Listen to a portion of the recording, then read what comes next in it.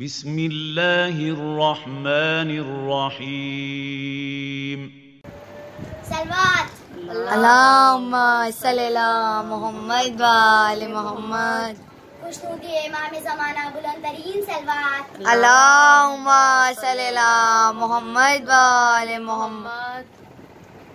اعوذ باللہ من الشیطان الرجیم.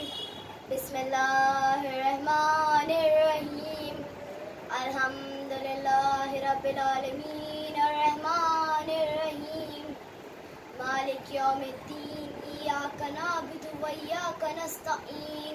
اہدنا الصراط المستقیم صراط الذین انعمت علیہم غیر المغضوب علیہم ولا الضالین. سلوات. اللہم صلی علی محمد و آل محمد. الحمدللہ رب العالمین الرحمن الرحیم.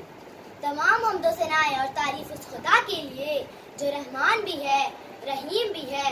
مالک یوم الدین جو روز قیامت کا مالک ہے. ایاک نعبد و ایاک نستعین. اہدنا الصراط المستقیم صراط الذین انعمت علیہم غیر المغضوب علیہم ولا الضالین. یا اللہ ہمیں صراط مستقیم کا راستہ دکھا.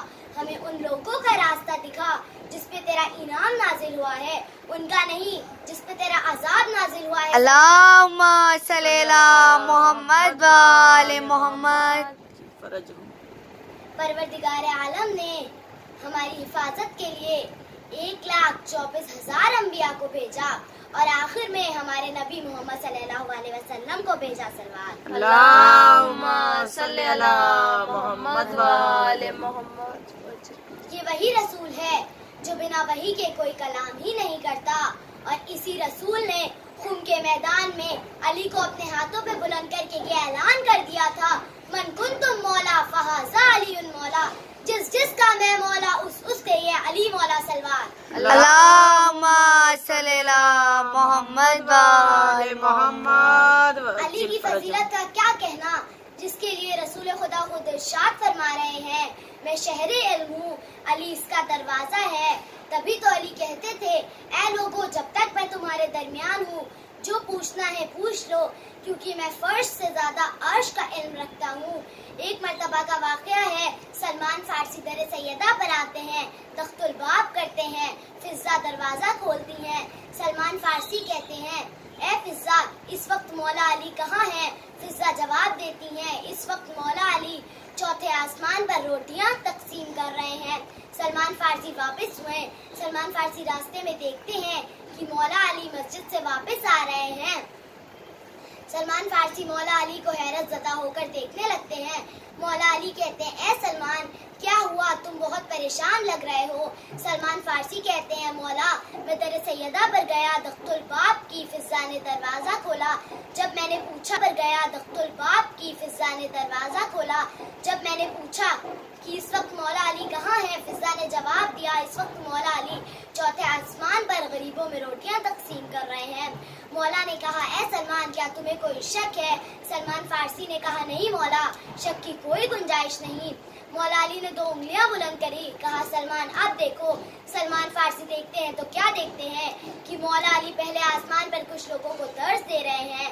سلمان فارسی دوسرے آسمان پر دیکھتے ہیں تو کیا دیکھتے ہیں, مولا علی چند لوگوں کے ساتھ بیٹھے گفتگو کر رہے ہیں. سلمان فارسی تیسرے آسمان پہ دیکھتے ہیں تو کیا دیکھتے ہیں, مولا علی عبادت میں مصروف ہیں. چوتھے آسمان پر دیکھتے ہیں تو کیا دیکھتے ہیں, مولا علی روٹیاں تقسیم کر رہے ہیں. کسی شاعر نے بھی کیا خوب کہا ہے, زمین سے عرش بری تک ادھر ادھر دیکھا, زمین سے عرش بری تک ادھر ادھر دیکھا, علی علی نظر آئے جدھر جدھر دیکھا. سلوات. اللہم صلی علی محمد و آل محمد. لوگ کہتے ہیں علی خانہ کعبہ میں پیدا ہوئے, یہ تو علی کا مقدر تھا. تو آئیے علی کا مقدر دیکھیے. علی خانہ کعبہ میں پیدا ہوئے, یہ علی کا مقدر. شب ہجرت نبی کے بستر پر سوئے, یہ علی کا مقدر. باب خیبر 2 انگلیوں سے اٹھایا, یہ علی کا مقدر. جنگ خیبر فتح ہوئی, یہ علی کا مقدر. چاند علی کے در پر آیا, یہ علی کا مقدر. ستارہ علی کے در پر آیا, یہ علی کا مقدر. چاند کے 2 ٹکڑے کیے, یہ علی کا مقدر. سورج پلٹایا, یہ علی کا مقدر. بچپن حسن میں ازدر کے 2 ٹکڑے کیے. یہ علی کا مقدر.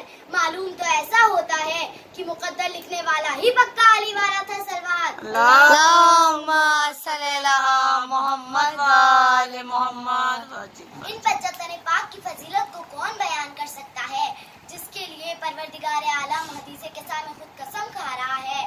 یہ آسمان کے شامیانے، یہ زمین کا فرش، یہ چاند اور ستارے میں نے انہی 75 پاک کے صدقے میں خلق کیے ہیں. ہاں زادارو، مگر لوگوں نے ان 75 پاک کی فضیلت کو نہ سمجھا اور ان پر بہت ظلم کیا. دل چاہتا ہے آج زینب کو ان کے لال کا پرسہ دوں. زینب اپنے بچوں کو تیار کر رہی ہیں. سر پر چھوٹے چھوٹے عمامے رکھے بچے مولا کے پاس اجازت لینے کے لیے کھڑے ہیں. کافی دیر بعد بچے واپس آتے ہیں. کہتے ہیں اماں مامو جان اجازت نہیں دے رہے. زینب نے عباس کو بلایا. کہا عباس بھیا حسین سے کہہ دو ان بچوں کو اجازت دیتے ہیں یا زینب خود آئے. عباس نے کہا شہزادی آقا اجازت نہیں دے رہے. آقا کی آنکھوں میں آنسو ہے اور کہہ رہے ہیں آج حسین اتنا مظلوم ہے کہ گود کے پالے مجھ سے مرنے کی اجازت لینے آ رہے ہیں. زینب نے کہا یہ صدقے کے قابل میرے دل بھر نہیں عباس، یہ صدقے کے قابل میرے دل بھر نہیں عباس، پر کیا کروں کچھ اور میسر نہیں عباس. اور محمد میدان میں پہنچے، شجاعانہ جنگ کی. کے قابل میرے دل بھر نہیں عباس، پر کیا کروں کچھ اور میسر نہیں عباس. اور محمد میدان میں پہنچے، شجاعانہ جنگ کی. آواز دی اے دشمنوں بھاگتے کہاں ہو، میں جعفر طیار کا پوتا ہوں، حیدر کرار کا نواسا ہوں. ایک مرتبہ ابن سعد نے اپنی فوجوں کو للکارا. کہا اے میری فوجوں تمہاری غیرت کہاں گئی، تم ان 2 چھوٹے بچوں سے ڈرتے ہو. سب ایک ساتھ مل کر حملہ کرو. کسی طرف سے تیر آئی، کسی طرف سے تلوار آئی. بچے نرغیادہ میں گر گئے. ایک مرتبہ آواز دی مامو جان آخری سلام قبول کیجئے. یہ سننا تھا. حسین نے عباس کو ہمراہ لیا اور میدان کی طرف آئے تو دیکھا کہ بچے خون میں ڈوبے زمین گرم پر تڑپ رہے ہیں. ایک کو حسین نے اٹھایا، ایک کو عباس نے اٹھایا. مرتبہ حسین نے کہا عباس ابھی ان بچوں کی کچھ سانسیں باقی ہیں، بھیا جلدی خیمے کی طرف بڑھو. بچے خیمے میں آئے، اشاروں سے ماں کو سلام کیا اور ہلکی آواز میں کہا اماں ہم جنگ کرتے کرتے دریا کے کنارے ضرور پہنچ گئے تھے، لیکن اماں ہم قسم کھاتے ہیں ہم نے پانی نہ پیا. یہ کہتے کہتے بچوں نے آخری ہچکی لی اور روح گلشن جنت کو پرواز کر گئی. خیمے میں کوہرام برپا تھا. زینب کے لاڈلوں کا ماتم ہونے لگا. انا للہ و انا الیہ راجعون.